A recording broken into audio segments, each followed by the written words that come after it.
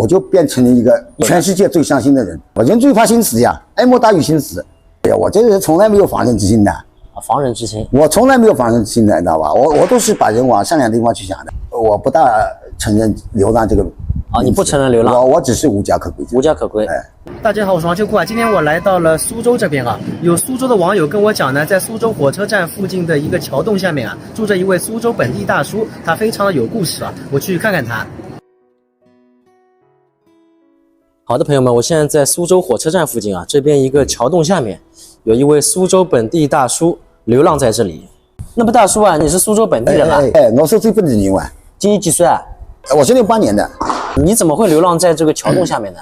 这个说来就话长了。我是以前在那个公司里面公交公司嘛，汽修工。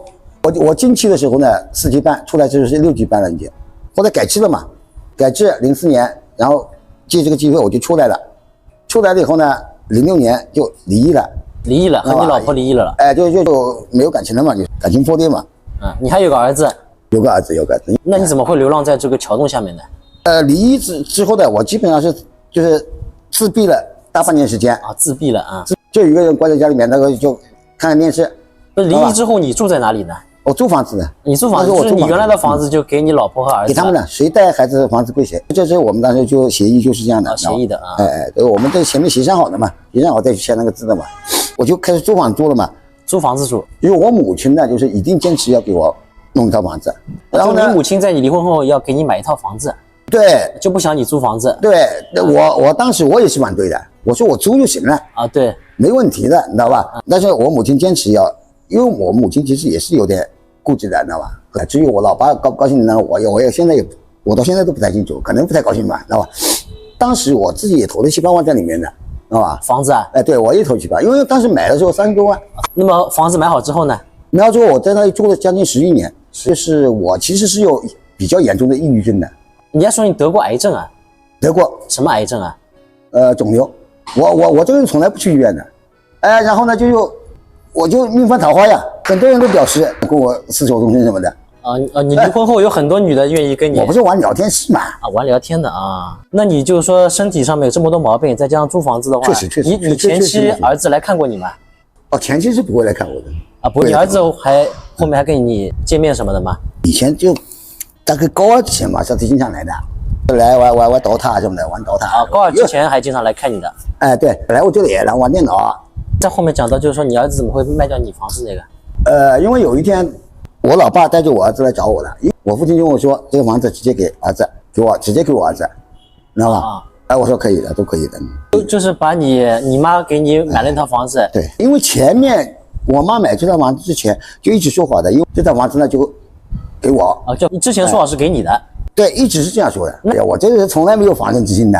防人之心。我从来没有防人之心的，你知道吧？我都是把人往善良的地方去想的。就是说你儿子和你爸可能是对想搞掉你这条房子了，现在已经变成事实了。现在已经是事实了。现在成了事实了，已经铁一样的事实。那你可以不同意啊，那怎么让他们卖掉呢？我没有不同意啊，问题是。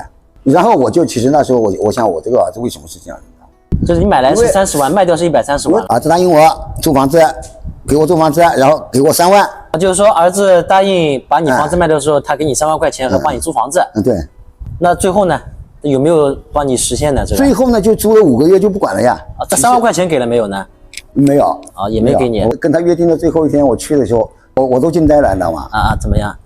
不开门，我按门铃不开门，我再按上面把线拉掉，等于是你什么都没得到，还把房子给弄出去了，所以导致你现在也只能流浪了。这个我倒其实也不太在乎，你知道吧？你不在乎，因为我当时是盲目自信，我觉得我只要有这个3万，我还能起来的。结果3万没给你，3万没给，然后我就变成了一个一无所有全世界最伤心的人。关键是一点，知道吧？人最怕心死呀，哀莫大于心死。心死了，当时我的心就死了，知道吧？你被你儿子背叛了，等于是，对吧？那么从那一刻开始，你就开始流浪了。我不大承认流浪这个。你不承认流浪？我只是无家可归。无家可归。那你没有想过去什么报警什么的？这个。然后我找过的，我找过他们，但是他们说他们是管打架的什么的。然后你和你儿子的事情自己解决。隐私权啊什么的，知道吧？到我证明怎么我们才是父子，知道吧？就是你无家可归的那个状态，到现在有多少年了？3年。3年。我也住过室内的，就人家楼道里面或者楼道里面。那么大叔，你身上是现在身无分文吗？我现在不需要钱，我能活得很好。你不需要钱，你怎么活呢？你这个吃喝也有好心人给我送饭，或者给个点，因为我吃东西只是为了活着，为了活着。然后现在有那个好兄弟呢，给我买了这么多书，我非常充实，你知道吧？因为前一段时间去年3月份我手机被偷了嘛，手机也被偷了，没有就没有呗。你捡瓶子每天能换多少钱呢？就1瓶酒的钱，1瓶酒的钱。我只要1瓶酒的钱我就够了。这当然这是我的2个精神支柱了，一个是酒，一个是这个一个是书。我现在已经根本不需要床了，天当被地当床。那你每天现在你前面讲就是捡瓶子，我捡瓶子，然后后来搞了个收音机，我听收音机嘛，听收音机，听2个台，知道吧？一个都是交通台，一个是中国，对吧 ？China 92 Radio， 还有一个是江苏92 Radio。那么你捡瓶子每天能换多少钱呢？就1瓶酒的钱，1瓶酒的钱。我只要1瓶酒的钱我就够了。这是什么酒啊？绵竹。这个酒多少钱？7块5。7块5，相当于是最便宜的酒。最便宜的酒，对。但是它是粮食酒，还可以的。可以的。一天就没什么开销了，吃的嘛，人家可能好心人会帮你的，会给你的。对，会有的。那些都是天使啊，在我眼前都是天使。像你以前也是在公交公司工作了10几年的，对。那你未来应该是有退休金的吧？应该有。但你现在还没到退休的年龄。我还没到呢。那是不是等退休之后的话，你日子会稍微好一点了？反正够喝酒的。大概有多少钱呢？你未来退休工资？3000块钱吧。3000块钱总有的吧？因为未来再过几年以后的事情也不知道。对。那这几年只能还是先这样熬着了。我不知道60岁以后那个网吧还让不让那个包夜什么的，知道吧？网吧过夜要给钱的呀，要给30块。那你住房舒服啊？你没床睡啊？那个。我现在已经根本不需要床了，我天当被地当床。那像你在这边的话，包括这个洗澡啊、拉撒这个问题怎么办呢？跑到厕所去？然后因为我在这个地方就是因为我连往地下吐口水都没有的，从来没有的。我大概是全世界素质最高的无家可归者，你知道吗？无家可归者。对。那你也没去马路上面乞讨什么的？从来没乞讨过。你还是有点这个底线的，是吧？因为这上面有个老人啊，我看他坐1天在那个桥边上放一个不锈钢的盆，你知道吧？1天他的收入绝对比我高。但是你就是我没去问过，不愿意低头，对吧？不要，我不要的。你不要这个，我现在还能动的，你知道吗？你冬天也睡在这里啊？我甚至在人家一个大厅，就是说人家有个 KTV 嘛 ，KTV 网吧什么，他们后来搞了个就淘汰下来的那个沙发我就白天晚上我都躺在那里，然后喝酒一样。因为那时候有过几年我是醉生梦死的，也不叫醉生梦死吧，就是酒精麻痹了，或者怎么说呢，就反正就这样就像你之前的话，这个粮食酒你要喝多少一天？平均1天1斤是最起码的，1天1斤。你现在这个抑郁症还在不啦？但是我是个杂货铺呀，你没发现我的脑子是个杂货铺吗？就我的知识储备其实还是可以的我就是靠知识来对抗，因为其实抑郁症它是要吃药的，对，它是一种病你不吃抑郁症是一种病知道吧？你比如说，特别是大风天雨天其实它会发作，但是会好一点，知道吧？但是呢，大风天呢就特别严重，你知道吧？我也不知道为什么呢。但问题是你每天喝这么多酒，这个对身体也不好一下子。还行，因为我相信强大的基因嘛。因为我父亲毕竟也是到80岁以后才肺里面才出问题的，你知道吧？那像你一天从早到晚是怎么安排的呢？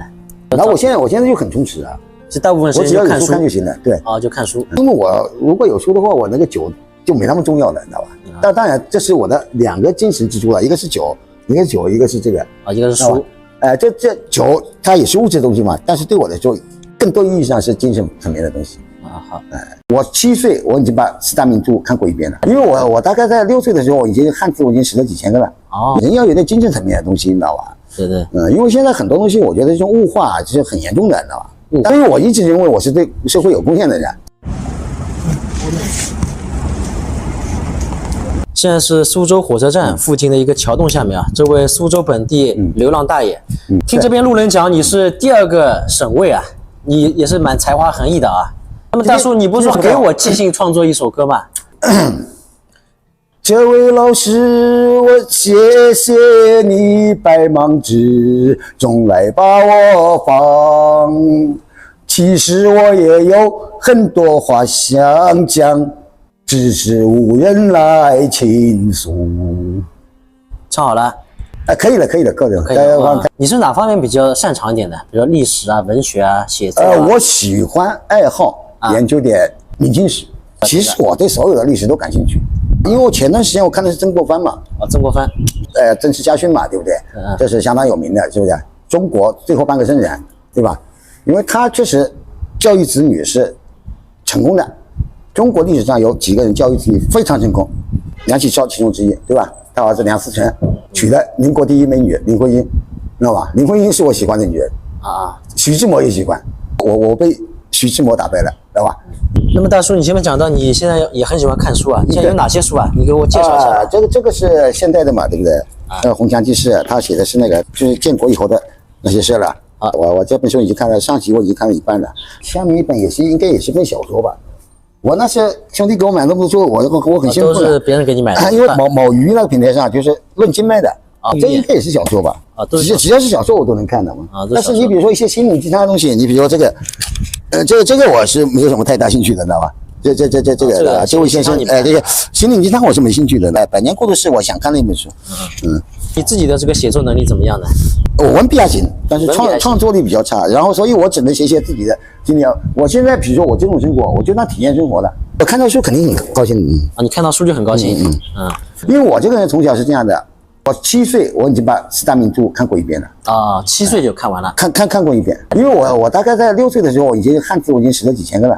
因为我小时候就是一个非常好学的人嘛，可以说，就看见那些有标语什么的，你知道吧？我就问大人，我说这是什么？这是什么？因为我觉得人是需要点精神的，人要有点精神层面的东西，你知道吧？对。因为现在很多东西，我觉得这种物化就是很严重的，你知道吧？但是呢，你比如说一个社会呢，就不能根据你只能去适应社会，社会不会适应你的。对。你现在处于这个社会，我其实是没有跟上时代的人。